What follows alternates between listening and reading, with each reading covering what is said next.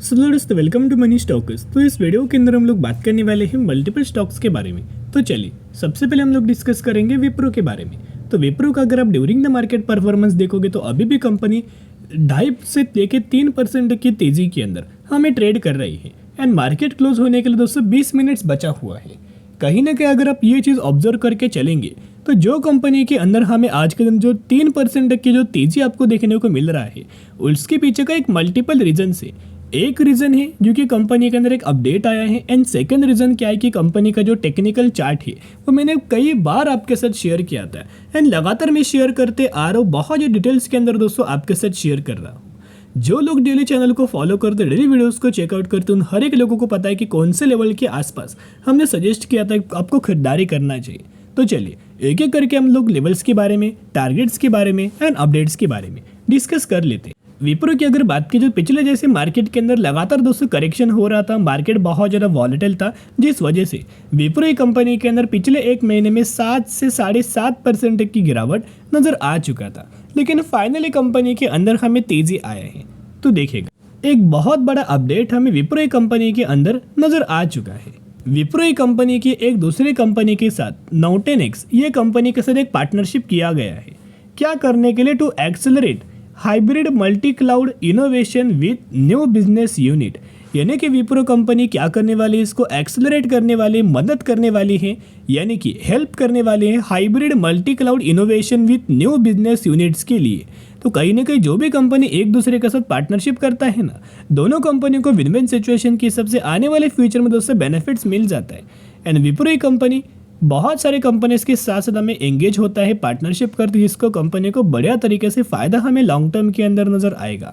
और इनके अगर आप कंप्लीट अपडेट्स के अंदर भी देखोगे तो the business unit will combine the capabilities of the Wipro full stride cloud with Nutanix cloud platform to improve joint solution engineering and expand go to market strategies, Wipro said.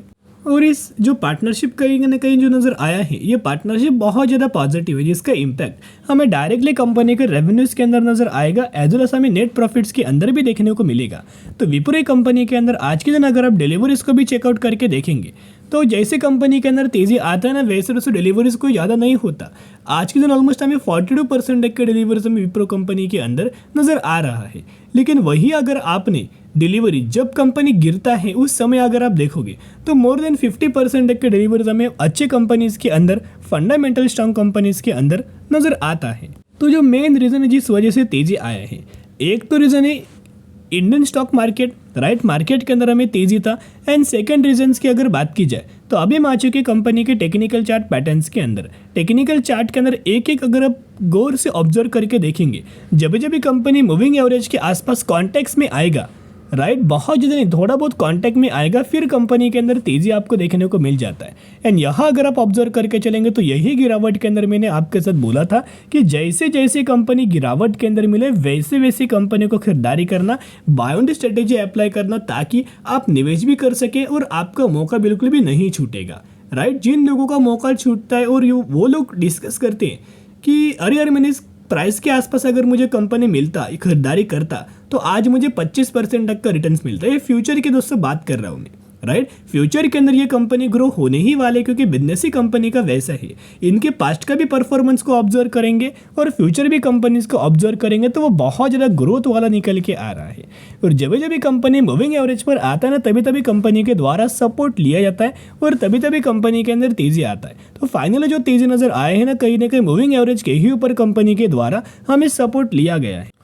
और विप्रो कंपनी का share holding patterns को भी अगर आप observe करके चलेंगे तो जो प्रमोटर्स का जो होल्डिंग है ऑलमोस्ट हमें कांस्टेंट है, 73% तक का प्रमोटर से होल्ड कर रहा है। एफआईएस की अगर बात की जाए तो 6.47% से बढ़ के 6.70% एंड 6.70% से बढ़ के 6.81%। लगातार एफआईएस के द्वारा हमें होल्डिंग को इंक्रीज किया गया है। डीआईएस की अगर बात की तो कांस्टेंट वे में डीआईएस हमें होल्ड कर रहे हैं, लेकिन पब्लिक को अगर आप ऑब्जर्व करेंगे तो कंसिस्टेंटली बेसिस के ऊपर इससे पहले भी, यानी कि सितंबर महीने से पहले भी पब्लिक के द्वारा माल 200 बेचा ही गया था। तो 12.43% से घट के 12.16 एंड 12.16 से घट के 12.12।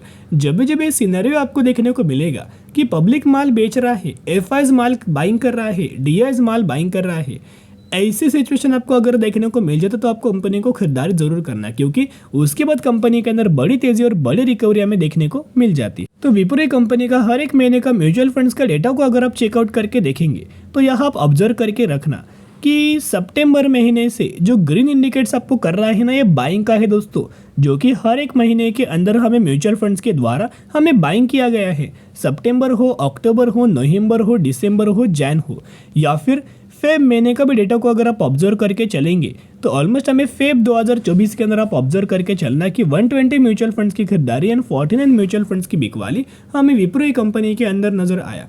कहीं ना कहीं अगर आप ऑब्जर्व करके चलेंगे तो जो म्यूचुअल फंड्स है वो बहुत ज़्यादा बुलिश व्यू रख के चल रहे हैं एंड लगातार हर एक महीने कंसिस्टेंटली बड़ा बड़ा माल को खरीदारी विप्रो कंपनी के अंदर कर रहे हैं। तो एक ही रिक्वेस्ट मैं आपके साथ करना चाहूंगा कि जरूर कंपनी को buy on day strategy apply करना। ये भी कंपनी एआई के अंदर काम करने वाला है, आर्टिफिशियल इंटेलिजेंस के अंदर काम कर रहा है, जिसका बढ़िया तरीके से फायदा कंपनी को मिलेगा। अभी क्या है ना, हमने बहुत बार कंपनी के अंदर बहुत सारे लेवल्स के आसपास निवेश किया था। हमने कहीं ना कहीं 400 रुपये के आसपास भी निवेश किया था ब्रेकआउट होते समय। उसके साथ हमने निवेश किया था 450 रुपये के भी आसपास, जो गैप एरिया कंपनी फुलफिल कर रहा था, इसके आसपास कंपनी सपोर्ट ले रहा था, राइट। ये जो पैसेज आपको जो दिखाई दे रहा है, यहाँ जब कंपनी कंसोलिडेट कर रहा था, ये लेवल्स के ऊपर भी हमने खरीदारी किया था। तो कहीं ना कहीं हमको अच्छे खासा डिसेंट तरीके से मुनाफा में विप्रो के द्वारा हमें दे रहा है। लेकिन इसे अगर आप लॉन्ग टर्म के अंदर होल्ड करेंगे तो और ज़्यादा कंपनी बेनिफिट देगा। अभी क्या है ना, ऊपर से कंपनी का एक रजिस्टेंस से मैंने यहाँ आपको बोला था कि थोड़ा बहुत कंपनी पैनिक कर सकता है, थोड़ा बहुत कंपनी दिखा सकता है कि यहाँ से मैं गिरने वाला हूँ। लेकिन जैसे कंपनी लेवल्स को निकालेगा, जैसे ये कंपनी एक लेवल्स को निकालेगा, यहाँ से बाहर जाएगा, वैसे कंपनी के अंदर तेज़ी आएगा। और सबसे पहले आपको 600 रुपीज़ तक का टारगेट आसानी से विप्रो कंपनी शॉर्ट टर्म के अंदर अचीव कर पाएगा।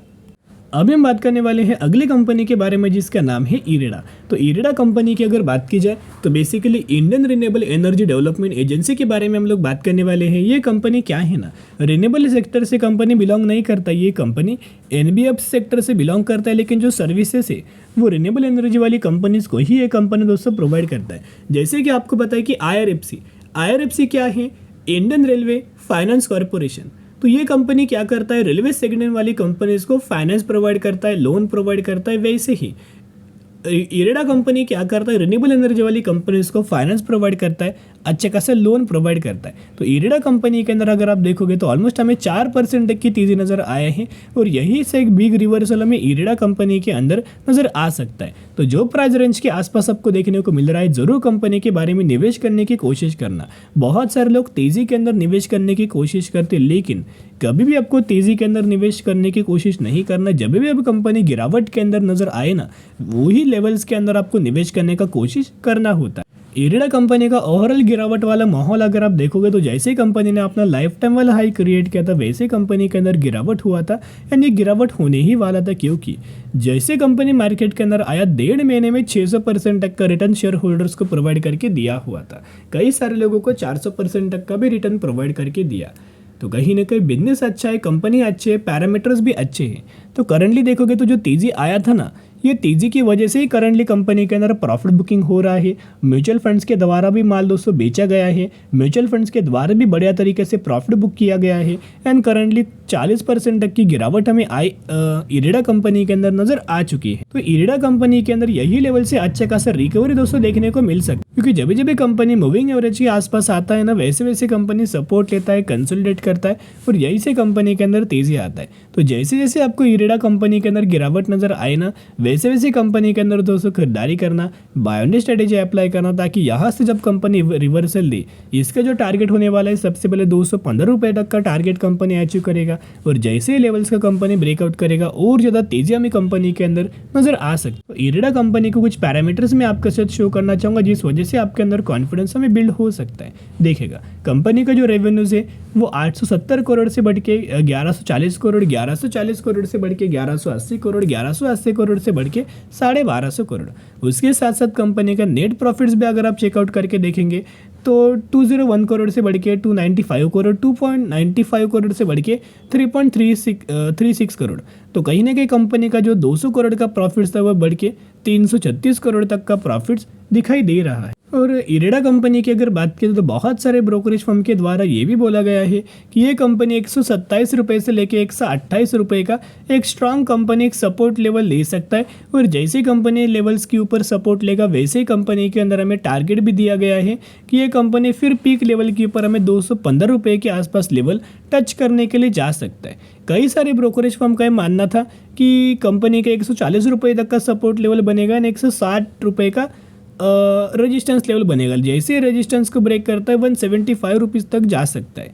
एज वेल एज कई सारे लोगों का ये मानना है कि ये कंपनी जो रेंज है वो 135 रुपीज़ के आसपास मिलेगा जो करंटली मिल रहा है। यहाँ से कंपनी अगर ऊपर निकलता है फिर ये कंपनी 180 रुपीज़ तक का लेवल्स हमें अचीव कर सकता है जो कि आनंद राठी ब्रोकरेज फर्म के द्वारा हमें दिया गया है। एक है दोस्तों रिक्वेस्ट मैं आपके साथ करना चाहूँगा, इरेडा कंपनी कोई बुरा कंपनी नहीं है, फंडामेंटली कंपनी बढ़िया है।